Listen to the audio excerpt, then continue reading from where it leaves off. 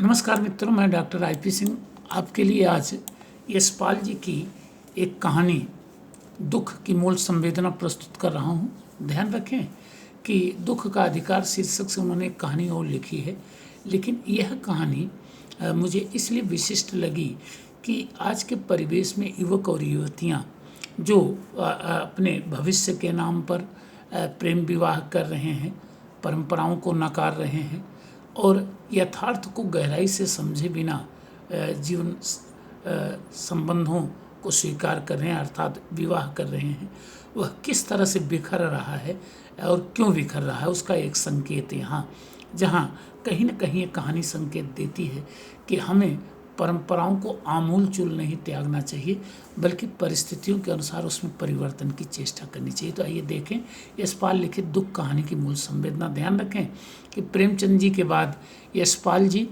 हिंदी कथा साहित्य के सबसे बड़े रचनाकार या प्रेमचंद जी के उत्तराधिकारी के रूप में माने जाते हैं। तो इस कहानी के रचनाकार यशपाल हैं, जो प्रेमचंदोत्तर परंपरा एवं समाजवादी विचारधारा के विशिष्टतम कहानीकार हैं। आपने प्रेमचंद की परंपरा को ही आगे बढ़ाते हुए आम आदमी के संघर्ष, अभाव, शोषण और विसंगतियों को प्रस्तुत किया है। प्रस्तुत कहानी भी इसी वर्ग की एक रचना है। इसमें एक सर्वहारा विधवा स्त्री के जीवन संघर्ष के साथ साथ आधुनिक समाज के संभ्रांत परिवार के पति पत्नी के तथाकथित अभिमानजन्य विवाद की पृष्ठभूमि में आगत संभावनाओं का संकेत अंकित हुआ है। कहानीकार यह बताना चाहता है कि आज सभी किसी न किसी दुख से दुखी हैं, लेकिन किसी का दुख काल्पनिक है तो किसी का वास्तविक। ऐसे में यदि संभ्रांत वर्ग गरीबों के दुख को निकट से देखे तो उन्हें जीवन संघर्ष की वह अनुभूति होगी जो उनको एक नूतन बोध देगी। संभव है कि इससे जीवन के प्रति उनका नज़रिया ही बदल जाए। इसी प्रसंग में सांदर्भिक रूप से संवेदना के अनेक बिंदु उद्घाटित हुए हैं, जिन्हें इस प्रकार देखा जा सकता है। नंबर 1, आधुनिक युवतियों की मानसिकता। कभी अतिशय सम्मानित भारतीय नारी मध्यकालीन परिस्थितियों के कारण बहुत समय तक पर्दा प्रथा की ओट में शोषित होती रही। ऐसे में स्त्री की दृष्टि से उसे सर्वहारा कहा जा सकता है। 1857 ईस्वी की क्रांति की असफलता के उपरांत यह अनुभव किया गया कि गुलामी से मुक्ति तभी संभव है जब समाज का प्रत्येक वर्ग जागरूक, आत्मनिर्भर, शिक्षित और राष्ट्रभक्त हो, साथ ही शोषण मुक्त भी। इसीलिए नारी समाज को भी विविध विसंगतियों से मुक्ति प्रदान करने का उद्यम किया गया, लेकिन दुर्भाग्य यह रहा कि यही मुक्ति धीरे धीरे उन्हें उन्मुक्तता प्रदान कर भटकाव के रास्ते पर भी ले गई। जीवन के महत्वपूर्ण संदर्भों में भी संयम का परिचय देने के स्थान पर उसने अधीरता में अनुचित कदम उठाने आरंभ किए। ऐसे में उनके तथाकथित अभिमान ने उनके जीवन को विषाक्त बनाने में कभी कोई कसर नहीं छोड़ा। प्रस्तुत कहानी में हेमा के माध्यम से इसी यथार्थ को दर्शाया गया है। वो पति से अत्यधिक लगाव रखती है, लेकिन उन्मुक्तता के चलते जीवन की विसंगतियों को समझने में सर्वथा असमर्थ है। वह जिस अभिशाप से अभिशप्त हुई है, वो अभिशाप है कि अपनी सहेली के साथ पति की सिनेमा देखने, उसके लिए स्वयं उसी को जिम्मेदार ठहराया जा सकता है, क्योंकि यह सुनिश्चित है कि सहेली से पति को परिचित कराने का कार्य उसी ने किया होगा। और इससे भी बड़ी भूल उसने घर छोड़कर किया है। उसने यह सोचकर कोई कदम उठाना चाहिए था कि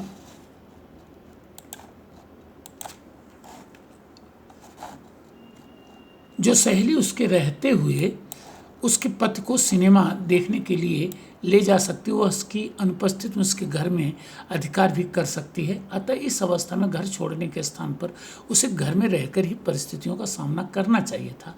आज बहुत सी युवतियां अपने दाम्पत्य जीवन में इसी अभिशाप से अभिशप्त हैं, जिसे जीवन में तीसरे का प्रवेश कहा जा रहा है।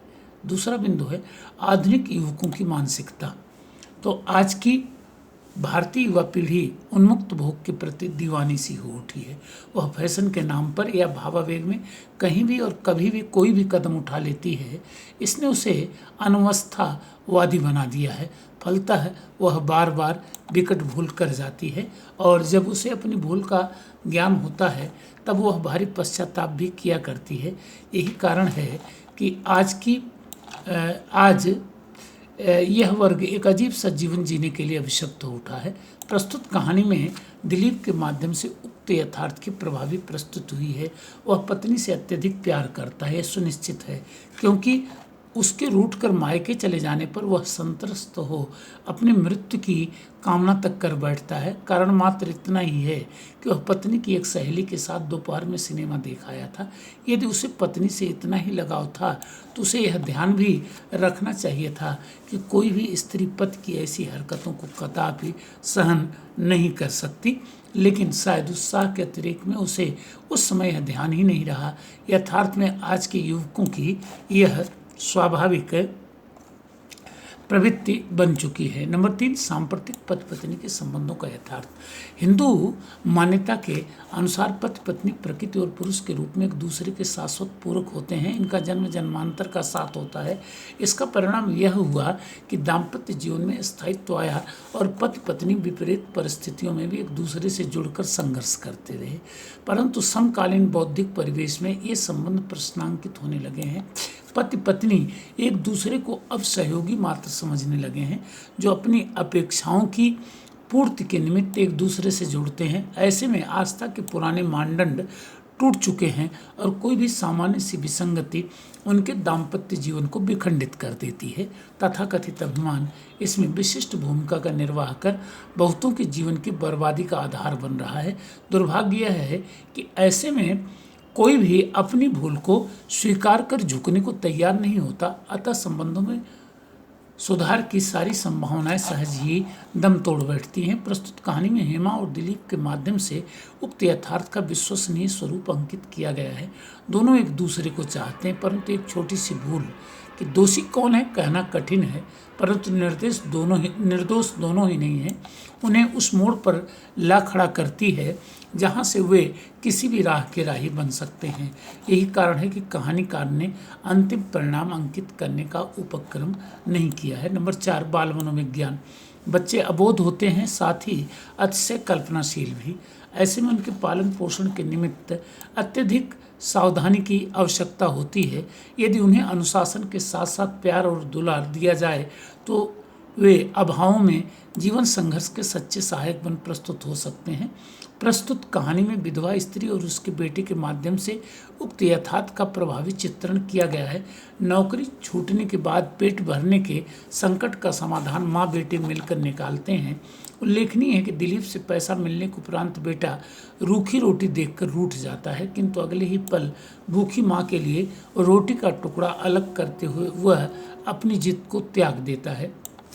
अज्ञे जी ने इसी प्रसंग में लिखा है कि दुख सबको मांसता है और जिनको मांसता है उनको यह दृष्टि भी देता है कि औरों को जीने दें। नंबर 5, मार्क्स के सिद्धांतों का व्यावहारिक स्वरूप। तो प्रसिद्ध समाजवादी विचारक कार्ल मार्क्स ने यह घोषित किया था कि समाज में दुख या विसंगतियों का जनक वर्ग भेद है। इसी संदर्भ में हमारा चिंतन यह भी स्वीकार करता है कि व्यक्ति जन्मजात स्वार्थी होता है, इसीलिए अपेक्षाकृत सक्षम व्यक्ति अपने से कमजोर व्यक्ति का शोषण करने का प्रयास करता है। सांदर्भिक रूप से इस कहानी में भी जगतू की माँ और खोमचे वाले बच्चे की विधवा माँ का संदर्भ देखा जा सकता है। स्कूल में बस आ जाने के कारण जगतू की माँ की रोजी छीनती है तो वह खोमचे वाले बच्चे की विधवा माँ की रोजी छीनती है। लाभ नौकर रखने वाले परिवार को होता है।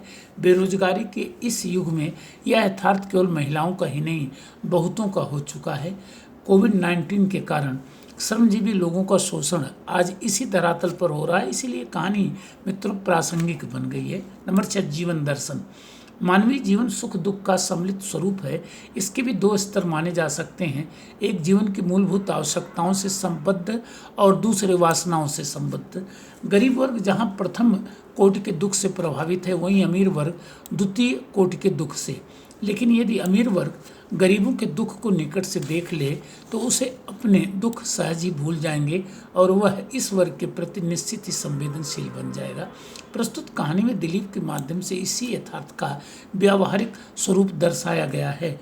वह हेमा के व्यवहार से अतिशय दुखी है, किंतु खोमचे वाले बच्चे और उसकी विधवा माँ के जीवन संघर्ष को देखकर उसे अपना यह दुख सहज ही विशेष प्रभावी लगने लगता है। हेमा का पत्र पढ़कर उसके द्वारा की गई टिप्पणी कि काश तुम जानती दुख किसे कहते हैं, तुम्हारा यह रसीला दुख तुम्हें न मिले तो जिंदगी दूभर हो जाए, कुछ ऐसा ही संकेत देती है।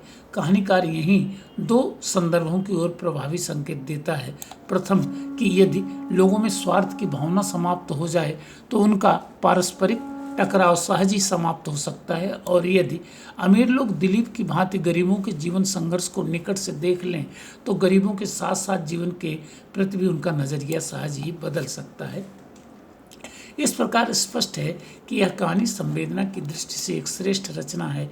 इसे प्रभावी बनाने के लिए कहानीकार ने शिल्प तत्व का भी प्रभावी उपयोग किया है। इसकी कथा वस्तु को सामाजिक एवं आर्थिक संदर्भों के साथ साथ मनोवैज्ञानिक संदर्भों पर भी आधारित माना जा सकता है। इसके पात्र दिलीप और हेमा उतने ही महत्वपूर्ण हैं जितने कि खोमचे वाला बच्चा और उसकी विधवा माँ। इन सभी को अपने अपने वर्ग का प्रतिनिधि पात्र अर्थात वर्ग चरित्र माना जा सकता है। सभी का आचरण विश्वसनीय है। कहानी में संवादों का सार्थक उपयोग हुआ है।